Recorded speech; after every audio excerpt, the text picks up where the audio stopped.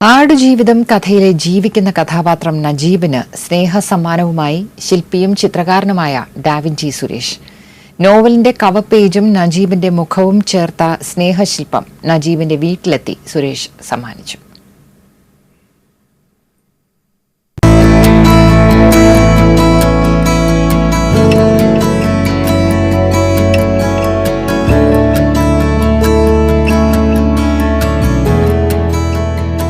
നമ്മളിത് ക്ലേയിലാണ് അത് ഫസ്റ്റ് ഇദ്ദേഹത്തിൻ്റെ മുഖം നമ്മൾ ചെയ്യുന്നത്.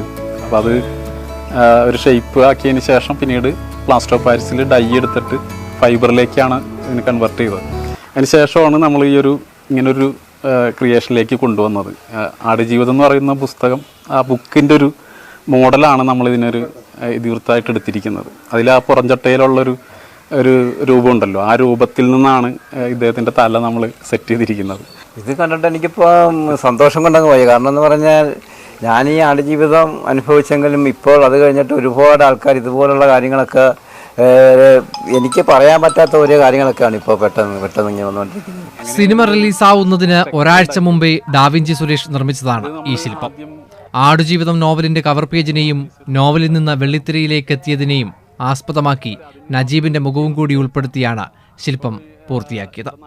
4 അടിയോളം ഉയരമുണ്ട് ശില്പത്തിന്. കലാകാരന്മാരുടെ കൂട്ടായ്മയായ എക്സോട്ടിക് ഡ്രീംസിലെ കലാകാരന്മാരും സുരേഷിനൊപ്പം ഉണ്ടായിരുന്നു.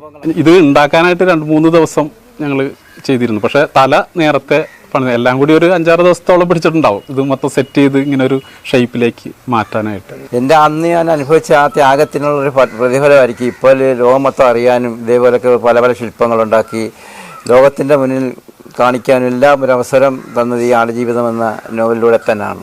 റിയാസ് മാടവന, കലേഷ് പൊന്നപ്പൻ എന്നിവർ വരച്ച ചിത്രങ്ങളും നജീബിന് സമ്മാനിച്ചു. ഏഷ്യാനെറ്റ് ന്യൂസ്, ആലപ്പുഴ.